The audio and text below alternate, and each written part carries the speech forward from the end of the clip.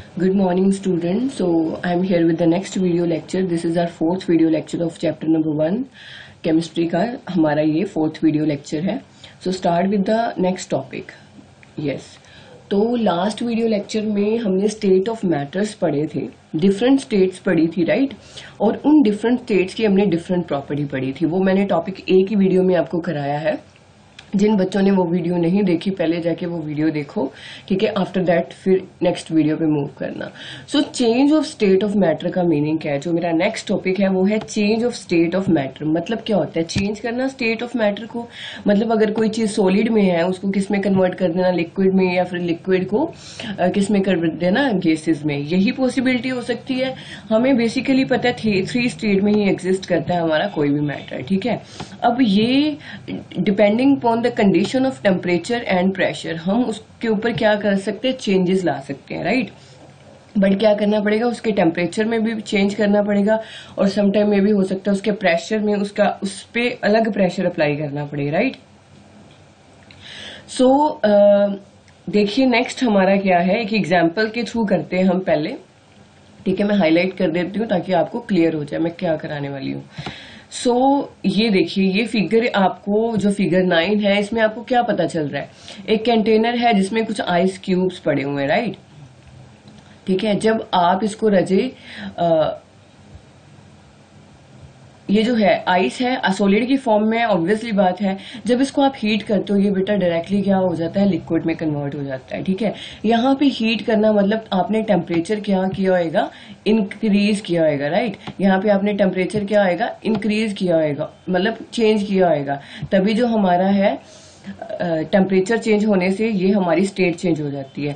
Obviously बात है ice cube को आप फ्रीजर से बाहर रखते हो तो भी टेम्परेचर खुद ब खुद चेंज हो जाता है. दैट मीन्स वो स्टेट में कन्वर्ट हो जाता है अपनी लिक्विड स्टेट में, राइट. फिर जब इसको हीट किया जाता है मतलब और ज्यादा तुम टेम्परेचर इंक्रीज करोगे. इन सब केसेस में आप देख रहे होगे कि इन सभी में अगर हम लेफ्ट टू राइट मूव करें एरो के तो बेसिकली क्या होगा, हमारा जो टेम्परेचर है वो इंक्रीज हो रहा है, राइट. क्या हो रहा है, इंक्रीज हो रहा है हमारा टेम्परेचर, राइट.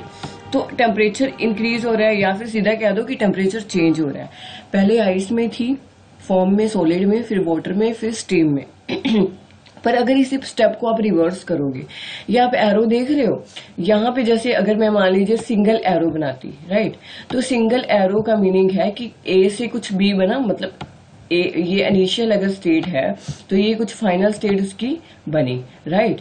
बट अगर मैं ये एरो इस तरफ से भी मूव कर देती हूँ तो इसका मतलब होता है रिवर्सिबल. मतलब यहाँ से जो चीज बनी है वो यहाँ से भी ये उसी पोजीशन में वापस कन्वर्ट हो सकता है.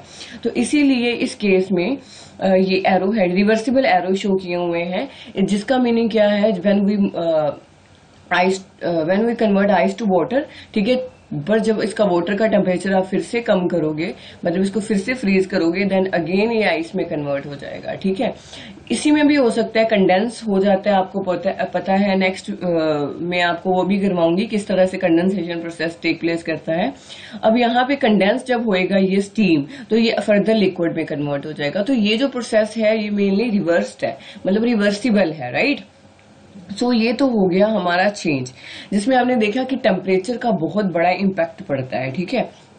नेक्स्ट हमारे माइंड में 2 क्वेश्चन आए होंगे, आपके भी आए होंगे, ठीक है, कि क्या होता है जब स्टेट चेंज होती है ड्यूरिंग इनसाइड द मैटर. मतलब हमें पता है कि पार्टिकल से मिलके बने हुए हैं, है ना. तो इसके ऊपर मतलब पार्टिकल के ऊपर कुछ ना कुछ इफेक्ट पड़ता होगा. अब हम वो इफेक्ट पढ़ेंगे, ठीक है.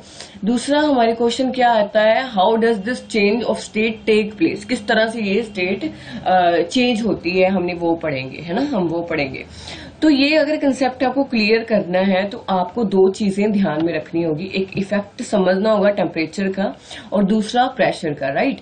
तो मतलब हमारे जो बेसिक ये जो टॉपिक है 2 हमने पढ़ने हैं, effect of change of temperature and second one is pressure. कि प्रेशर का और इफेक्ट क्या पड़ता है टेम्परेचर का किसी भी स्टेट के ऊपर, मैटर की किसी भी स्टेट के ऊपर, राइट.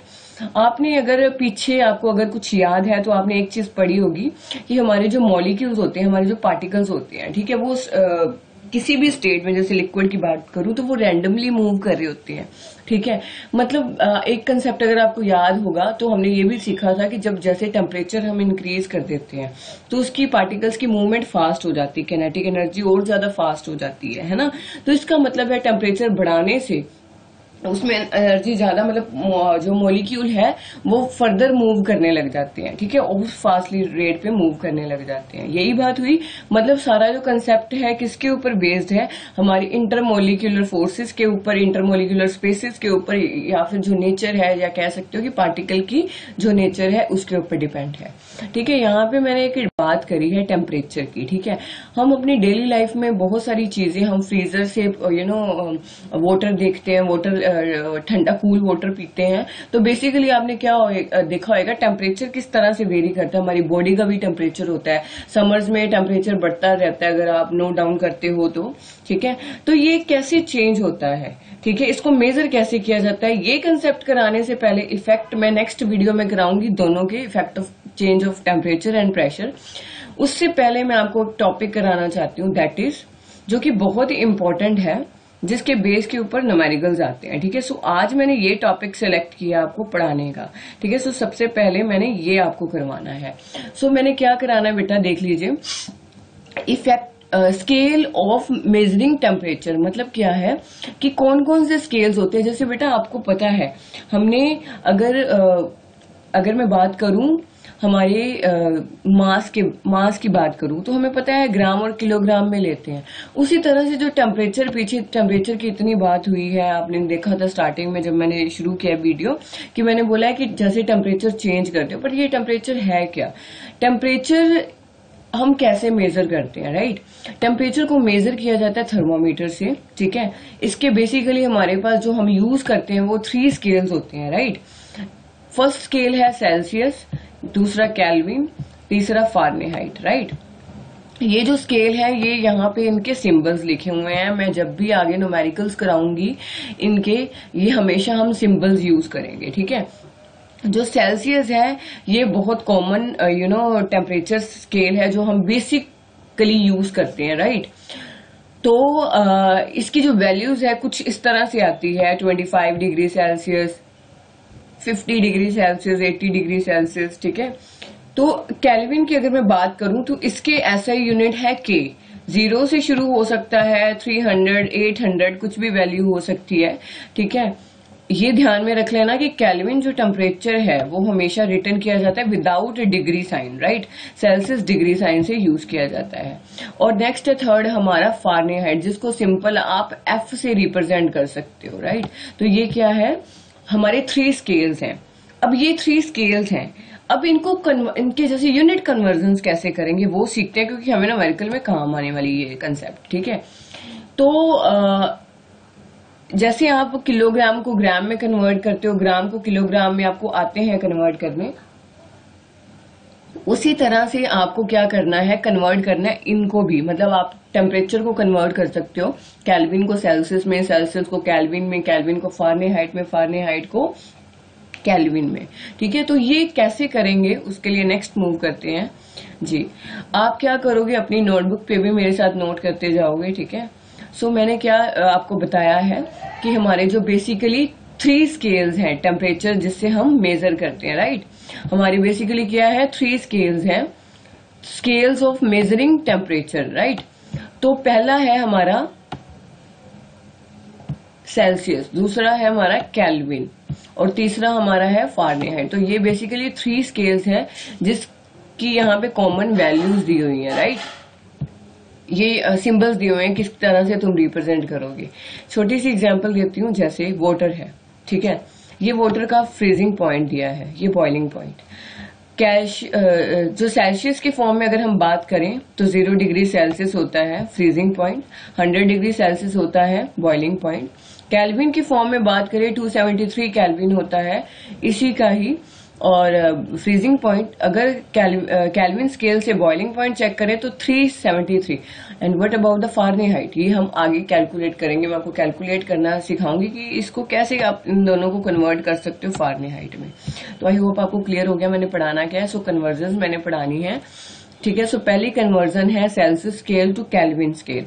आपको क्या करना है, कुछ भी नहीं करना है, जितनी वैल्यू आपको जैसे सेल्सियस की दी हुई है, ठीक है, जिसको आपने कन्वर्ट करना है केल्विन में, आपने क्या करना है, उसमें एक टर्म ऐड कर देनी है 273.16। अगर आपको मैं राउंड ऑफ करके ये फिगर दे दूं तो ये मैं लेती हूँ 273, राइट। मतलब क्या है कि मैं सिंपल क्या करूंगी, जैसे मान लीजिए यहाँ पे मेरे पास x है कोई, ठीक है, यहाँ पे मेरे पास x डिग्री सेल्सियस है, राइट। और अब मैंने इसको क्या करना है, x डिग्री सेल्सियस को मैंने कन्वर्ट करना है फारेनहाइट में, ठीक है। x कुछ भी हो सकता है मेरा, तो मैं क्या फॉर्मूला यूज करूंगी, x डिग्री सेल्सियस प्लस 273, इनको ऐड कर दूंगी, जो वैल्यू आएगी वो मेरा क्या होएगा, केल्विन में कन्वर्ट हो जाएगा, राइट। सो जहां यहाँ पे मेरी जो भी वैल्यू आएगी दैट मीन्स क्या है, वो केल्विन में कन्वर्ट हो गया, ठीक है। इसके बेस पे न्यूमेरिकल करेंगे और ज्यादा क्लियर होएगा। सेम एज इट इज अगर आपको क्या करना है, केल्विन को कन्वर्ट करना है सेल्सियस में, तो उसके लिए क्या करेंगे, केल्विन को सेल्सियस में करना है, तो जितना केल्विन दिया होगा टेम्परेचर, उसमें से 273 माइनस कर देना, आपके पास इसकी वैल्यू आ जाएगी, ठीक है, सेल्सियस की वैल्यू आ जाएगी, ठीक है। फारेनहाइट के लिए थोड़ा सा हटके फॉर्मूला है, जिसको आप लर्न कर लो, हो जाएगा एक दो बारी में, कोई मुश्किल बात नहीं है। Fahrenheit is equal to 9/5 Celsius plus 32। ये टर्म फिक्स है, ठीक है, ये टर्म जो है वो हमेशा फिक्स है, ये फॉर्मूला, और ये टर्म भी फिक्स है। ये कुछ भी हो सकती है, वेरी कर सकती है, जिसको आपने कन्वर्ट करना है। तो मैं फिर से बता दूं, ये 3 बेसिक फॉर्मूले हैं जिनको आपको याद करना है, और इसी के बेस पे हम क्या करेंगे, न्यूमेरिकल सॉल्व करेंगे। तो इसको अच्छे से देखो, ठीक है। सो नेक्स्ट चलते हैं जी। यहाँ पे मैंने कुछ ना एग्जाम्पल्स दी हुई हैं, ठीक है, ताकि आपको करना इजी हो जाए। तो पहले हम पढ़ेंगे सिर्फ जब हमने सेल्सियस को केल्विन में कन्वर्ट करना है, ठीक है। हमें पता है ये फॉर्मूला लगाना है मैंने, राइट, नोट डाउन कर लो आप। क्वेश्चन करते हैं, कन्वर्ट 27 डिग्री इंटू केल्विन। आपके पास टेम्परेचर दिया हुआ है 27 डिग्री, और उसको किस में कन्वर्ट करना है, केल्विन स्केल में कन्वर्ट करना है। गिवन ये है मेरे पास, ठीक है। कन्वर्ट किस में करना है, केल्विन में करना है, ठीक है। तो मैं क्या करूंगी, 27 प्लस 273, और आंसर मेरे पास आ जाएगा 300 केल्विन, ठीक है। तो ये मेरा आंसर होगा। मतलब अगर किसी चीज की अगर 27 डिग्री सेल्सियस है कोई टेम्परेचर, अगर उसको किस फॉर्म में लिखना है, केल्विन में, मैं तो क्या लिख सकती हूँ, 300 केल्विन लिख सकती हूँ। Same as it is second example करते हैं, convert 20 degree Celsius temperature into Kelvin. Same statement है, बस थोड़ा सा डिफरेंट है। तो यहाँ पे अगेन हम फॉर्मूला यूज करेंगे प्लस वाला, एड वाला, ठीक है। 20 प्लस 273, ठीक है, तो हमारे पास 293 हो जाएगा। मतलब कोई टर्म अगर 20 डिग्री सेल्सियस है, ठीक है, कोई टेम्परेचर, उसका केल्विन में कितनी वैल्यू आएगी, 293, ठीक है। सो नेक्स्ट देख लीजिए। अब केल्विन को सेल्सियस में कन्वर्ट करना है, तो कुछ भी नहीं है, इससे सेम ऑपोजिट है, बस आपको माइनस करनी है 273 टर्म, ठीक है। कुछ भी नहीं करना है इसमें, या तो आप सीधा याद रख लो, ठीक है, सेल्सियस के केस में आपको ऐड करना है, केल्विन के केस में आपको माइनस करना है, राइट। तो यहाँ पे k माइनस 273 है, तो वो किस में कन्वर्ट हो जाएगा, सेल्सियस में। क्वेश्चन पढ़ते हैं, न्यूमेरिकल इसी तरह से ही आते हैं जिस तरह से मैंने लिखे हैं, ठीक है। 400 केल्विन को किस में कन्वर्ट कर दो, सेल्सियस में कन्वर्ट कर दो। तो फॉर्मूला मैंने अप्लाई किया, 400 माइनस 273 कितना होता है, 127 डिग्री सेल्सियस। यहाँ पे यूनिट्स लिखने बहुत जरूरी है, अगर तुम नहीं लिख के आओगे तो तुम्हारे मार्क्स कट हो सकते हैं, क्योंकि मेन काम ही यही करना है ना, आपने कन्वर्जन्स करनी, उसको शो करना है कि ये मैंने सेल्सियस को केल्विन में कर दिया या केल्विन को सेल्सियस में कर लिया, तो यूनिट्स लिखने जरूरी है। सो नेक्स्ट न्यूमेरिकल देख लीजिए, कन्वर्ट 92 केल्विन इनटू सेल्सियस। तो अब ये 92 केल्विन है, ठीक है। तो सिंपल क्या करना है, के की वैल्यू यहाँ पुट करनी है, 273 यहाँ पुट, हमने पता है ये फिक्स होती है, तो हमारे पास आ जाएगा माइनस 181 डिग्री सेल्सियस। तो हाँ, माइनस में हो सकता है, हमें पता है ना टेम्परेचर माइनस में चला जाता है। सो इसकी वैल्यू क्या आ जाएगी, नेगेटिव में आ जाएगी, सिंपल, ठीक है, माइनस 180 डिग्री सेल्सियस, ठीक है जी। तो ये हो गए हमारे 2 टाइप के न्यूमेरिकल, जो कि बड़े बेसिक है, जिसमें कुछ नहीं है, फॉर्मूला सीधा आपने ऐड करना है और यहाँ पे सब्सट्रैक्ट कर देना है, राइट। इसके बेस पे इसी तरह से न्यूमेरिकल बनते हैं। नेक्स्ट है थोड़ा सा हटके, वो क्या है वो देख लेते हैं बेटा। कि फारेनहाइट को सेल्सियस में कैसे कन्वर्ट करोगे, ठीक है, या फिर फारेनहाइट को केल्विन में कैसे कन्वर्ट करोगे। मैंने एक ही न्यूमेरिकल लिया है जिसके मैंने 2 पार्ट्स बना दिए हैं, ठीक है। फॉर्मूला मैंने लिख दिया है। कन्वर्ट क्या करना है, 98.6 Fahrenheit into Celsius first question, और सेकंड मेरा है केल्विन है, ठीक है। तो क्या करना है मेरे को, देखिए बेटा मिनट में हाईलाइट कर दूं ताकि आपको थोड़ा सा हटके दिखे ये चीज। Okay, yes, same as it is. ये पार्ट मैंने यहाँ पे किया, बाद में डिस्कस कर लेंगे। तो क्या है, देखिए मैंने क्या किया, क्वेश्चन मेरा ये है 98.6 है, ठीक है। तो ये मेरे पास फॉर्मूला होता है, ठीक है जी। अब मैं क्या करूंगी, पुट इन स्टार, मतलब इस वैल्यू पुट करूंगी। ये फारेनहाइट है, मैंने यहाँ पे वैल्यू पुट करी। ये सेम एज इट इज जो वैल्यू है 32। सी तो हमारे पास कुछ है नहीं क्योंकि हमें सी में तो कन्वर्ट करना है। यहाँ पे 98.6 है, यहाँ पे 32 है, तो ये इधर जाके माइनस का हो जाएगा। मैंने मैथमेटिक्स टूल अप्लाई किए हैं यहाँ पे। So is equal to 9/5 degree Celsius, right. तो यहाँ पे जब आप सब्ट्रैक्ट करोगे तो वैल्यू आ जाएगी 66.6, ठीक है। जब इसको आप सोल्व करोगे, यहाँ पे आप कैलकुलेट करके देख लेना, 37 डिग्री बन रहा है। तो इसका मतलब है कि अगर ये किस में कन्वर्ट हो गया, सेल्सियस में कन्वर्ट हो गया। इसका मतलब मैं ये बोल दूं कि अगर किसी कोई टेम्परेचर 98.6 डिग्री है तो in the form of Fahrenheit, तो उसकी वैल्यू सेल्सियस में कितनी होएगी, 37 डिग्री सेल्सियस। मतलब हमारा टेम्परेचर समटाइम हो जाता है ना सर गर्मियों में 37 के आसपास, तो फारेनहाइट के फॉर्म में उसकी वैल्यू ये आ रही होगी, ठीक है। अब नेक्स्ट कहता है कि इसको केल्विन में भी कन्वर्ट करो। अब केल्विन वाला तो है ही नहीं। इसका मतलब हमें जब भी ऐसा कोई न्यूमेरिकल आएगा, मान लीजिए अभी आपको ये नहीं दिया हुआ है क्वेश्चन, ये मैंने कट कर दिया, ठीक है, ये क्वेश्चन नहीं दिया हुआ है, फॉर एग्जाम्पल ये दिया हुआ है अकेला, ठीक है।